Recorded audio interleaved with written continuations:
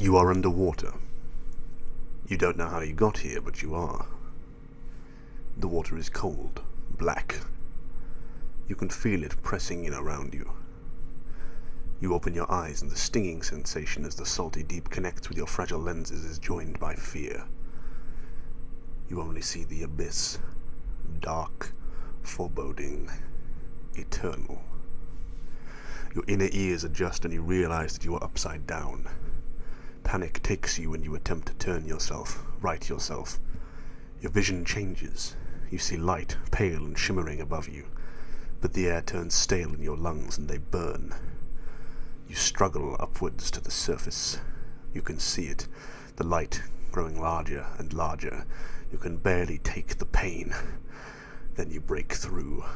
You exhale and splutter. You breathe. The cold air is sharp. You float there for a few moments, just glad with being alive, when you resolve to better understand your situation. You look around yourself, and about 50 feet away you see the hulk of a vessel sinking into the deep, its head disappearing beneath the surface, slowly, melancholy. You are left with a feeling of understanding, of hopelessness. Pieces of debris float about nearby, and you attempt to make your way towards one of them. There is no struggle. The water is slack.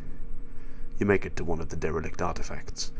It is a box of some kind, metal. You turn and see the cause of the wreck, a large, jagged rock. Memories flood back to you, a torrent of images, a maelstrom of feeling. You shed a tear and make for the rock. Stroke, stroke, stroke, you swim. As you reach the rock, you become aware that you are being swept along, at least in part, by the current. You are unable to slow yourself and are smashed into the side of the rock. It hurts all over. You feel the sharp edges dig into you. The harsh reality makes the pain immediate and unignorable. You react badly and are momentarily engulfed by the water. It cools the pain, the water lapping into the stone above you. It seems so peaceful. You float beneath the surface and relax. It would be so easy to give up, to give in, and let the water take you. So simple. A good death. No blood and gore, just silence and stillness. But no. You regain yourself and swim to the surface. This time as you break through, you are ready. You know that the water will push you into the rock, so you swing your legs around and let your rubber soles absorb the impact. It still hurts, but you're stable. You can walk along the rock sideways and find a way to get on top of it. Keeping your head above the water, still clutching the metal box, you move around the rock. You see a ledge. You grab the sharp edges and attempt to lift yourself. The water makes it difficult, and so does the angle of the ledge, but after a few attempts you manage. You hoist yourself onto the craggy protrusion and lay back. It is uncomfortable, but it requires no effort. No chance of drowning on a rock. You lay there for a few minutes before getting up and looking around you.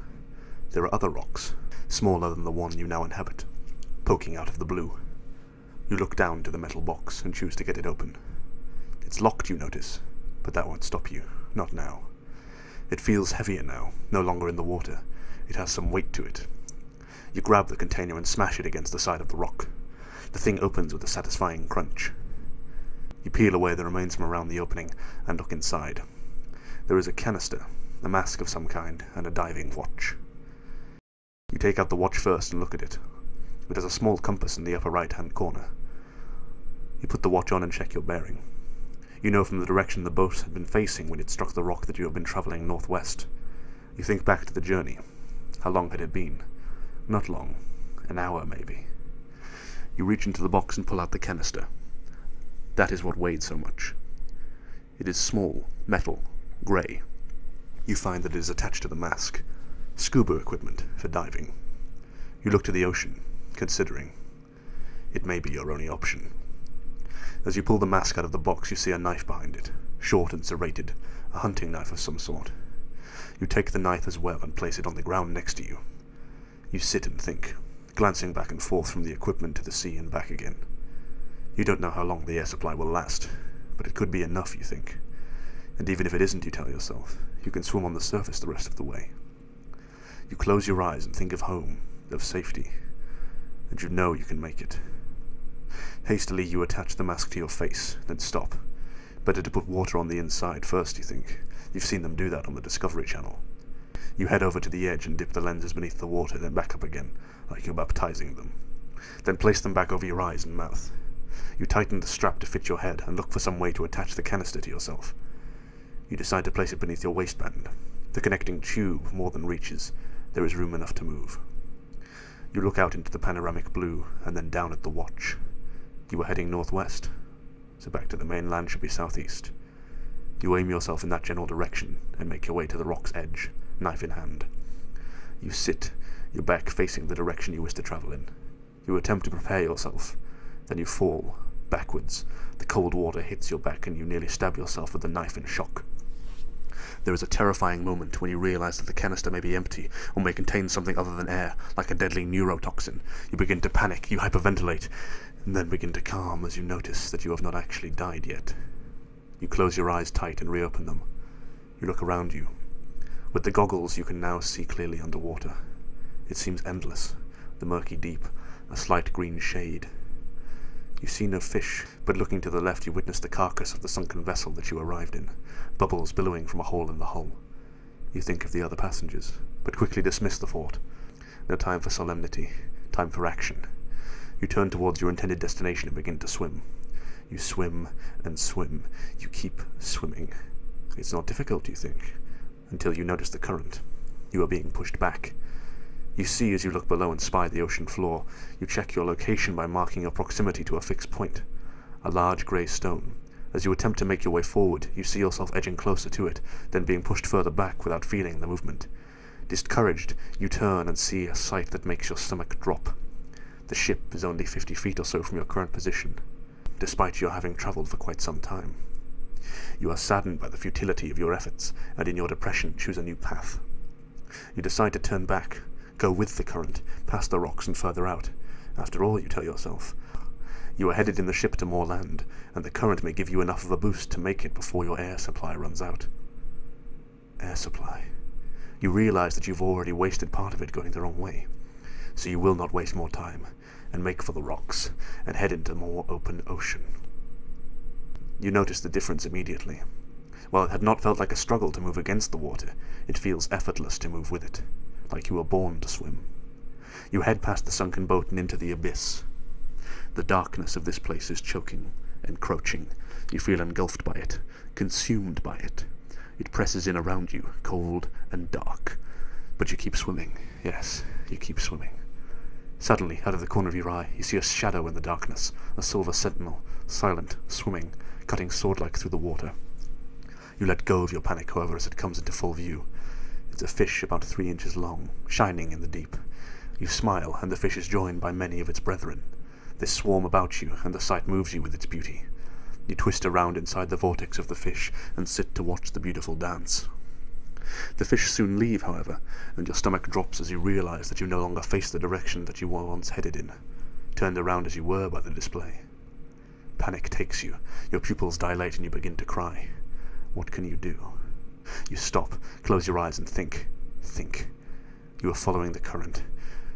You hold your arms out to the side and focus on your touch receptors. You can feel it, a gentle, slow pushing of your body. You turn towards it and your heart sings in delight, the darkness gone. You begin to move once more through the water, swimming, swimming. Suddenly you stop. You notice something and look down. A wreck, not a far cry from the one you yourself had been in. The similarity draws you in, and you swim towards it, lying there on the ocean floor, desolate. You swim down to the room that houses the helm, and look in through a broken window, shards of glass sticking out from the edges of the frame. The room is inhabited only by the skeleton of the captain, his ragged and torn clothes hanging about the discarded remains, stripped bare of flesh by the creatures of the deep. You look for a more safe way into the room and swim around the side, discovering a large opening in the wall. You enter the structure and look around you. Floating in place, you're looking for something, but you don't know what. You head over to the doorway, the door itself lying on the ground, bent inwards. You have a feeling of apprehension, but you must enter. There is light enough to navigate by, but only just. You make your way down the corridor, and then you see it, and remember what you were searching for. There is a small blue canister on the floor, larger than yours but in the same style. You head down to it and grab it with your free hand. The gauge claims that the tank is at maximum capacity. Good news. You look down to your own and see that the bottle is almost empty. You will have to resurface soon and exchange the containers. You head through the door and down the corridor back towards the front of the ship. Upon entering the room, your heart sinks as you see coming through the opening a large grey shark, slowly meandering into the boat. Time slows. You know you can't go back. The corridor retreats into the ocean floor, and you cannot go forward, for there lies the shark. You see your only option and head for the window.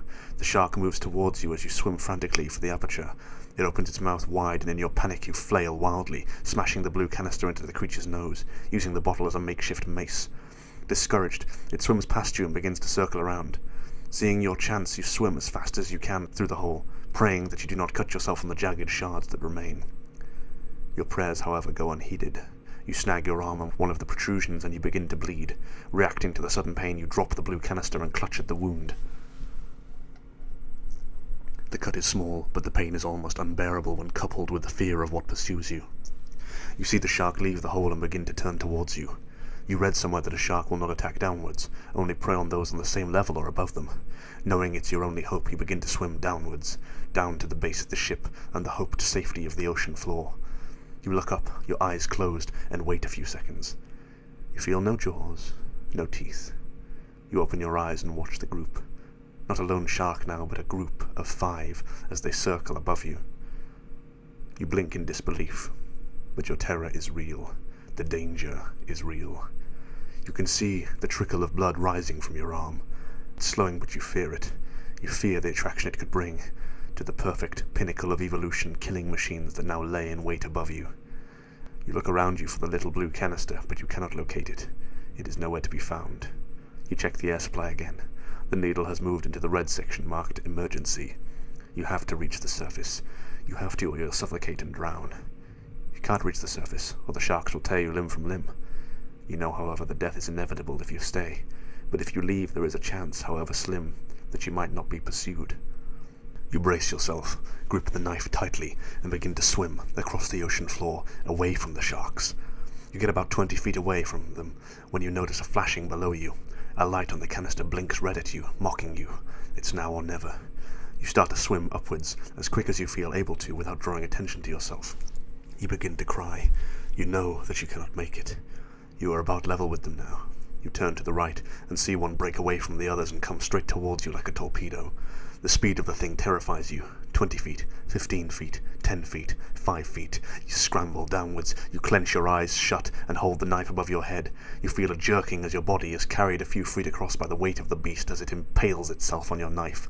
The thing moves above you, your knife cutting through the soft underbelly, carving a deep gouge along the length of the body, crimson pouring out of the wound. The water becomes thick with it. Your vision turns crimson.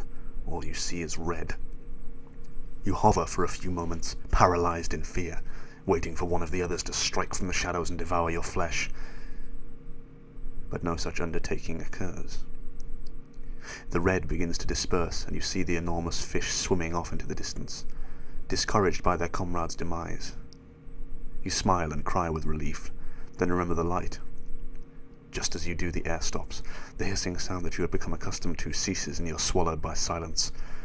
You swim for the surface. You have to make it. This is your last breath, your last ounce of strength. You can't die now. You've come so far, and the surface is so close. The light of the sun is above you, blurred by the skin of the water, lungs burning, muscles aching, heart pounding. Your vision begins to darken, the edges close in on your sight, but then you break through the surface. At last, air. You attempt to inhale, but the mask is still attached to your face. You struggle at it, you swing the knife and cut the straps, slicing the flesh beneath. The mask comes free, and you begin to breathe, to inhale. The breath of life fills you and you laugh. You can't stop, you're hysterical. The fatigue, the stress, the fear has been more than most people experience in their lifetimes. You let go of the gear and let it sink to the bottom of the briny deep. You look around you and your heart leaps.